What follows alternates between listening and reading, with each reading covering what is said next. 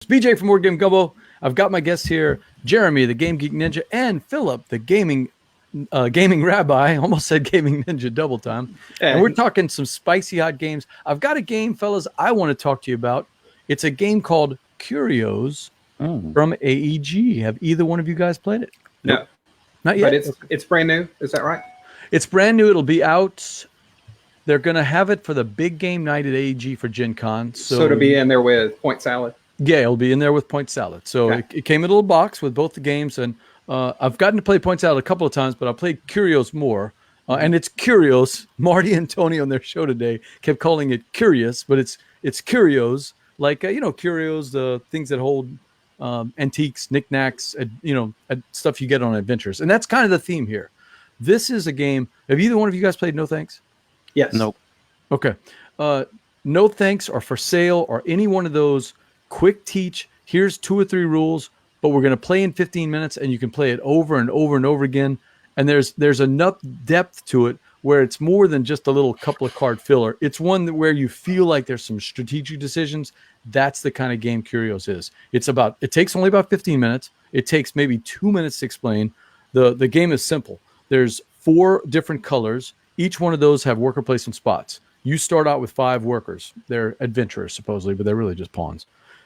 When you place it on a card, you get a gem of that color. Here's the quirk.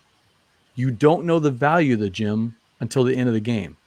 The hidden information is 16 cards, 4 of each color, 1, 3, 5, 7 points, and it's random. One of those cards is going to go underneath the artifact's color, and you know a couple of cards that you have in your hand, so you might have the 7 red, right? Philip might have the 7 green.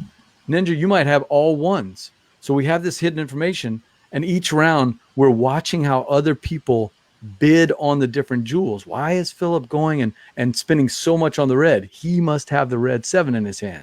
Or is he bluffing? And each round at the end, you can pick up more of your workers by giving up one of those cards in your hand, which gives the other players more information, right?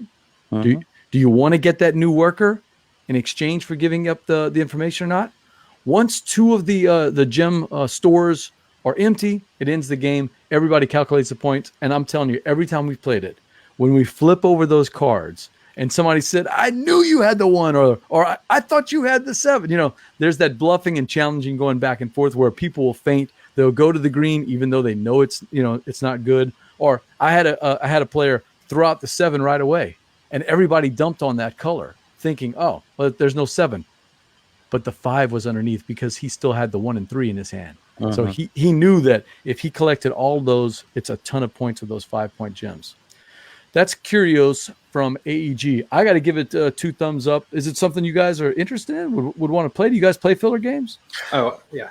That's almost all I play now. And you said this one is good enough to replace For Sale and No Thanks to You, right? Is that what you posted the other day? I would never take No Thanks out of my collection. No Thanks is one of my absolute go-to bidding games, right? But yeah. I'll tell you, Curios is pretty close, and it looks better on the table. Yeah. For Sale, for me, I have brought it out a couple of times.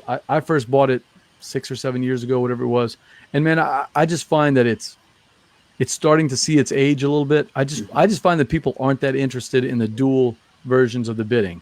This thing is quicker, and quickest when it comes to that bidding. I mean, right away, I'm either going to bid 1, 2, or 3, or 4, out of your arsenal. So, yeah.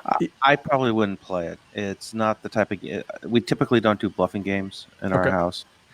We do bidding games. Like my wife and I very happily played the Estates. Dice Tower Con, and she was unbelievably brutal. It's a brutal game. I love it, but it's a take that game without the meanness of a take that game. Yeah, Ninja destroyed me in the Estates. I think I scored negative money when I played. You did. You scored absolutely negative on that one. And that's certainly possible in that. And then I played it again that same weekend with with Bradley, right? No, well, yeah, I might have played it with him too, but I played it with Netters and I wasn't on that game. Meeple Lady, and no, you weren't in on that one, and Gates, and we played it, and it was just brutal. Wait, so Millman, you were there also at BGG? I was at BGG last year, yeah. All 3 of us were there. I know Ninja. I didn't really know you then. So yeah, I missed the tournament last year. Yeah, well, the tournament last year at BGG was only 8 players. So and again, I beat my rival and arch nemesis Alex Goldsmith at the final of the BGG tournament, just as I had beaten him in the semis at Dice Tower last year. So wait, there was a baseball highlights one at BGG. Yeah, but it was small. It was impromptu. I didn't even know about this one. How did I miss I'll make sure you know about it this time. Yeah, assuming you're coming.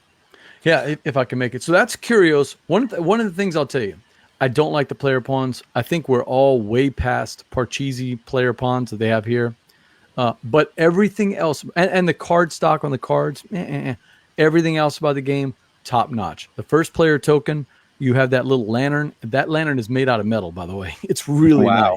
It's really pretty cool. The gems are giant. Let me see if I can solo in that and so you guys can see. The gems are giant, sparkly. They look amazing on the table. It comes in that box that some people like, some people don't. It's that one from Ninja. What is it? Forbidden Desert, Forbidden Island. Yeah, it's one of those small ones. Yeah, yeah. The GameWorks type box. Those type boxes. It comes with that. I'm not a big fan of those boxes for storage purposes, but for carrying around, it's the best because nothing moves. I mean, it's in there. It's solid. It's got the form-fitting thing, and that is Curios from AEG. I give it 2 thumbs up. It's not going to replace For Sale. Potentially could, but I mean, I'm sorry, not going to replace No Thanks, but it replaces For Sale in my collection. I'm ready to get rid of For Sale now. Yeah. Anybody need a copy of For Sale, by the way? No, I think I have one. You got one For Sale. I think I have one collecting dust somewhere in one of my shelves.